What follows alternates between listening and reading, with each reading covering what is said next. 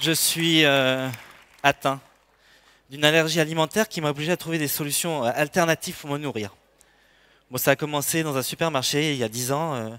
J'étais là, tranquille, le regard posé sur un horizon de 300 références de tablettes de chocolat différentes. Après un petit moment de doute existentiel, j'en ai choisi une. Et là, ça m'a brûlé la main. Ça m'a brûlé la main. Je suis rentré chez moi et bon, j'ai fait ce que je devais faire, j'ai mangé le chocolat. Il avait un goût de larmes et de sueur. De larmes et de sueur.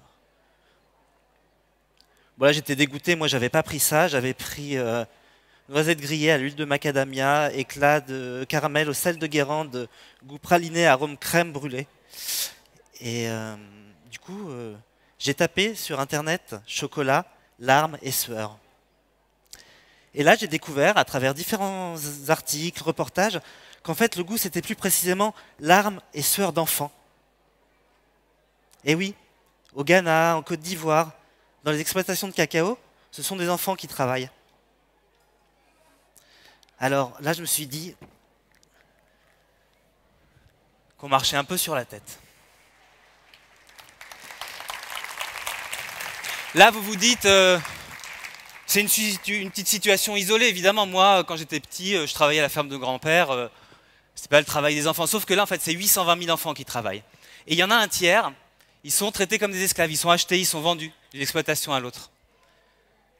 Bon, je sais, c'est pas une nouvelle super sympa. Je suis désolé.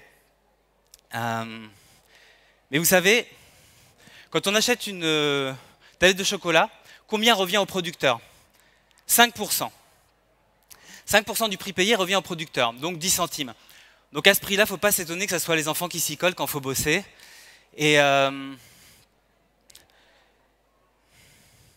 des solutions. On peut vivre sans manger de chocolat. Moi, je propose, c'est qu'on vote pour la meilleure solution. Il y en a plusieurs. La première, on vit sans manger de chocolat. La seconde, il y a des labels équitables. Donc là, alors, qui vote pour la première ? Ok, bon.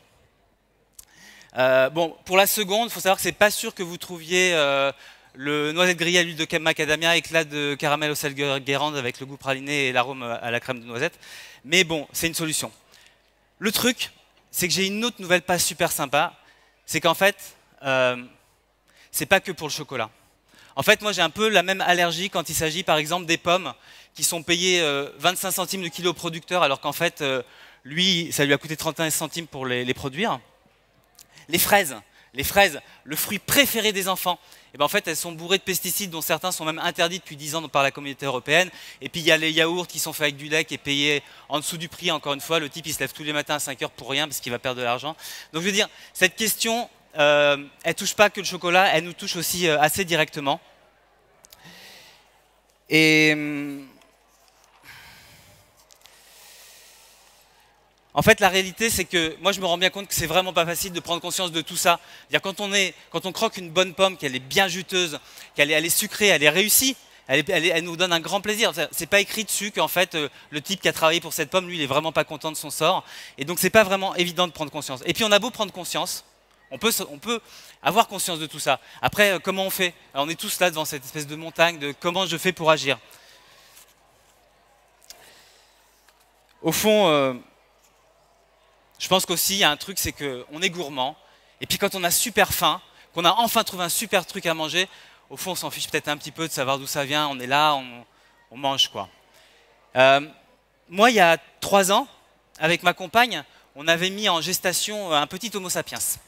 Et là, je me suis dit, s'il a la même sensibilité que moi pour l'alimentation, il va falloir que je trouve une solution pour lui, quoi, pour qu'il puisse se nourrir. Et puis, il n'y a pas que lui. Il y a nos voisins, et puis les voisins de nos voisins qui sont un peu nos voisins, comme les amis de nos amis qui sont nos amis, surtout qu'ils ont des enfants qui sont amis avec les amis des enfants de nos voisins qui sont amis avec nos enfants. Je veux dire, tout le monde veut bien manger, tout le monde veut aider autour de soi à ce que ça se passe bien, qu'on produise bien, sauf que c'est pas évident de trouver des solutions, quoi. Et ben du coup, moi j'ai imaginé une petite solution simple et on va la présenter avec une petite vidéo rapidement. Vous faites une tarte. Aujourd'hui, quand vous achetez des pommes, il y a de nombreux intermédiaires entre vous et le producteur. Un supermarché, un grossiste, une coopérative, parfois même un demi-grossiste. D'un côté, vous payez cher le produit. De l'autre, le producteur est mal payé pour son travail. La ruche qui dit oui raccourcit le circuit entre vous et le producteur. Alors, qu'est-ce qu'une ruche?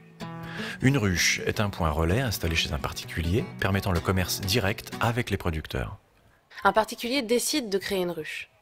Il rassemble dans son entourage un réseau d'amis, de voisins, d'amis de voisins. Écoutons un producteur de pommes. Je vous propose mes pommes à 1,40 € le kilo et livre votre ruche à partir de 100 kg de commande. Le site recueille l'offre du producteur, puis la diffuse aux membres de la ruche. Les membres commandent les pommes si l'offre les intéresse. J'en veux 5 kilos, moi 10 kilos, 15 kilos par là, on veut 10 kilos. Quand le minimum de commandes est atteint, La ruche a dit oui. Le producteur livre la ruche et les membres viennent récupérer leurs produits. La ruche qui dit oui, c'est partout en France et pour tout le monde. Vous pouvez ouvrir une ruche, y participer ou la fournir. La ruche, ça marche pour les pommes, mais aussi pour la viande, le fromage, les légumes, le miel, les confitures, le pain, le vin, les jus de fruits. la ruche, ce sont des produits de qualité à un prix juste pour tous. Un meilleur prix d'achat pour le consommateur, un meilleur prix de vente pour le producteur. Et c'est également un revenu complémentaire pour la personne qui tient la ruche. La ruche qui dit oui, c'est la communauté pour manger mieux, pour manger juste. Alors que vous soyez producteur, que vous souhaitiez ouvrir une ruche ou y participer, rejoignez-nous sur laruchequidioui.fr.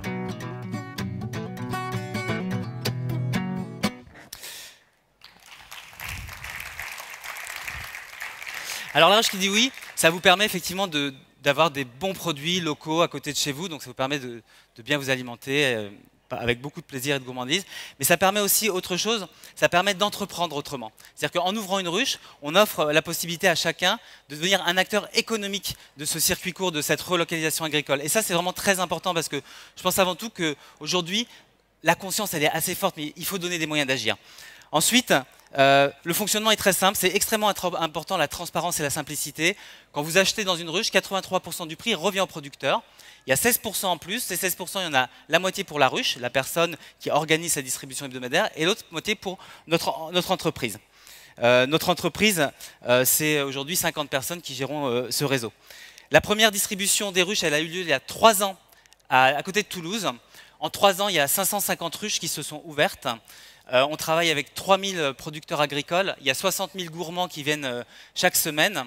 L'entreprise maintenant est en train de s'installer en Angleterre, en Espagne. Ce réseau se développe en Angleterre, en Espagne, en Allemagne, bientôt en Italie et en Belgique.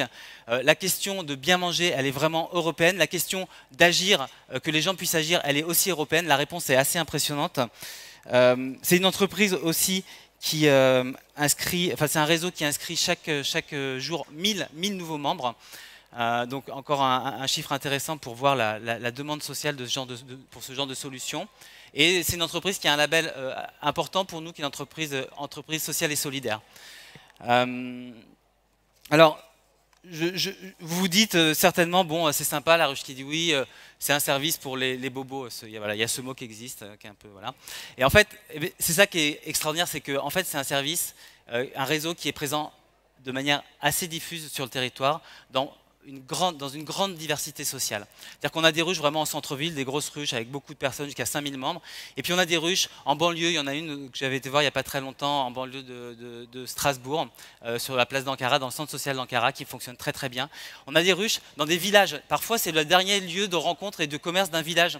Il y a Cessy dans l'Ain, il y a Verdon-Champagne, Alève en Savoie. La particularité de ces villages, par exemple de ces ruches, c'est qu'il y a plus de 20% des habitants qui sont inscrits dans la ruche. Donc on voit que socialement, ça permet aussi des rencontres.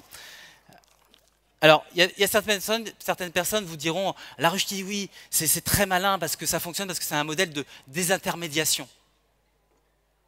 Ça veut dire qu'en fait, en gros, on enlève ces intermédiaires qui s'en mettent plein les poches, on ne sait pas trop ce qu'ils font, etc. Bon.